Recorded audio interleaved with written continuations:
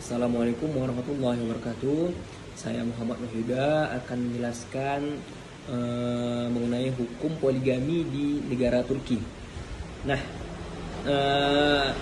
hukum poligami di negara Turki secara tegas dan secara lantang dilegalkan di negara Turki. Nah, yang pertama yaitu larangan di dalam negara Turki itu poligami di negara Turki dalam hukum sipil sejak berlakunya Undang-Undang Sipil Turki, yaitu pada tahun 1926 yang dipimpin oleh Presiden Mustafa Kemal Atatürk. Dan sejak pada saat itulah hukum keluarga tidak berlandaskan lagi pada hukum Islam, melainkan hukum sipil Eropa. Nah, konsekuensi hukum apabila pelaku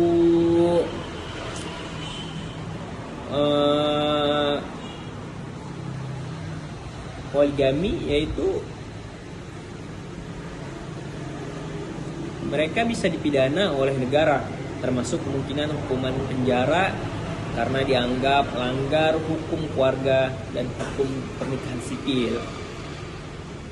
Dan yang kedua, konsekuensinya yaitu perkawinan yang kedua atau lebih dari satu dianggap tidak sah oleh negara dan tidak ada berkekuatan hukum. Nah, selanjutnya yaitu pengakuan negara. Hanya perkawinan sipil atau suatu suami istri yang sah di mata hukum di negara Turki.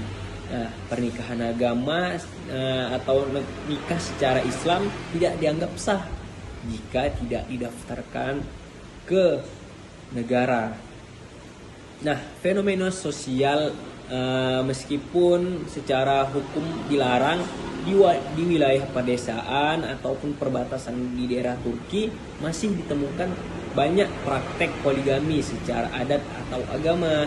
Tetapi tidak diakui oleh negara dan tidak memiliki hak hukum seperti warisan ataupun tunjangan hukum di negara Turki.